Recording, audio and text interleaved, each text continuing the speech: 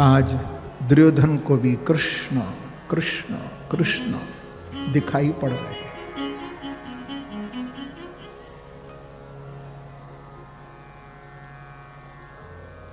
भगवान ने अपना रौद्र रूप दिखाया। जब भगवान की ओर देखा तो उनके मुख से लंबी लंबी ज्वालाएं निकल रही हैं, जिनमें बड़े बड़े महारथी लिपटे हुए पड़े थे।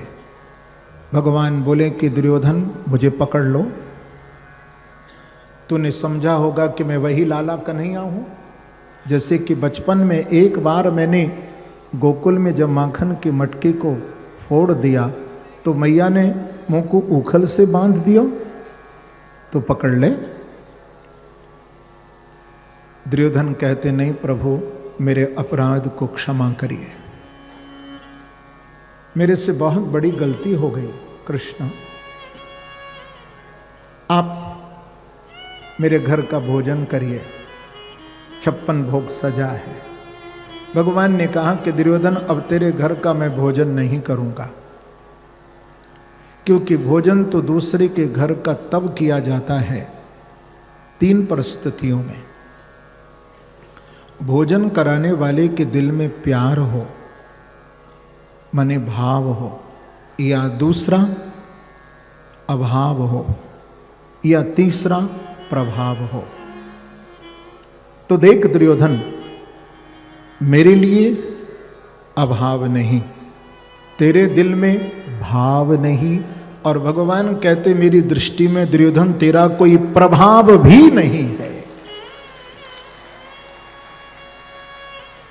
चल दिए भगवान आज। लेकिन प्रभु ने सोचा कहां चले, सुबह से भूखे ही बैठे हैं, कहां चले।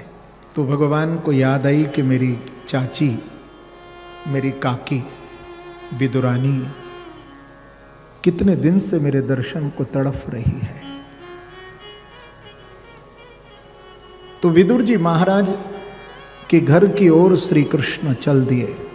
उस समय विदुर जी महाराज तो गए हुए थे बाजार में सौदा खरीदने के लिए। विदुरानी घर में स्नान कर रही थी। जब भगवान दरवाजे पर पहुंचे तो प्रभु ने आवाज लगाई, काका जी कह करके। जो विदुरानी ने भगवान कृष्ण की आवाज को सुना, अरे ये तो मेरे कन्हैया की आवाज है, क्या आज मेरे घर कृष्ण आए हैं? क्या आज मेरे घर मेरे गोपाल आए हैं? तू स्नान कर रही थी, स्नान करना भूल गई, वस्त्र पहनना ही भूल गई। जैसे कोई भक्त भगवत प्राप्ति के लिए, ये जीव मानो ईश्वर प्राप्ति के लिए देह का अनुसंधान कर रहा हो, निर्वस्त्र ही दरवाजे की ओर दौड़ी चली जा रही थी, वस्त्र नहीं है तन पर, होश नहीं है शरीर का। जो दरवाजा खोला विदुरानी ने, तो उसी समय भगवान ने झट अपना पीतांबर लिया और लेकर के भगवान ने अपनी काकी को ओढ़ा दिया है।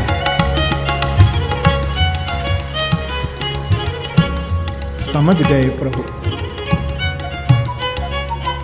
बड़ी अद्भुत कृष्ण लीला है। कहीं तो जीव के चीर का हरण करते हैं और कहीं जीव को वस्त्र से ढक देते हैं। अंदर जब भगवान का हाथ पकड़कर के विदुरानी गई, शरीर का होश नहीं है। भगवान को बैठने के लिए जो चौकी बिछाई तो वो भी उल्टी बिछा दी। विदुरानी कहती है कि कृष्ण लाला, मैं आपका रोज रोज इंतजार करती थी कि आप मेरे घर आओ, मैं अपने हाथों से आपको माखन खिलाऊं, लेकिन मैंने तो आज ताजी माखन भी नहीं निकाला, दही नहीं बिलोया, अभी तो स्नान ही कर रही थी और आप आ गए। क्या खिलाऊं मैं आपको? क्योंकि एक क्षण को भी भगवान से विमुख होना नहीं चाहती। भक्त एक क्षण को भी भगवान से अलग नहीं होना चाहता है। तो विदुरानी मन में विचार करती है कि मैं क्या खिलाऊं इनको। तो विदुरानी को याद आई कि छींके पर कुछ केले के फल रखे हैं। जब उतारने लगी और उतार करके जब भगवान को भोग लगाने लगी तो गिरी भाग तो जमीन में डालती जा रही है और भगवान को छिलकों का भोग लगा रही है।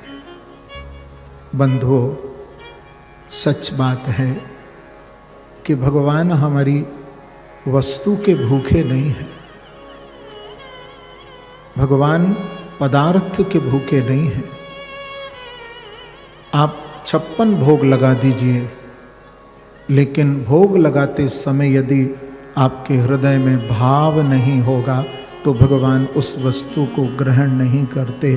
और यदि आप दाल रोटी ही मेरे प्रभु के सामने रख दोगे तो मेरे प्रभु दाल रोटी से भी प्रसन्न हो जाते हैं।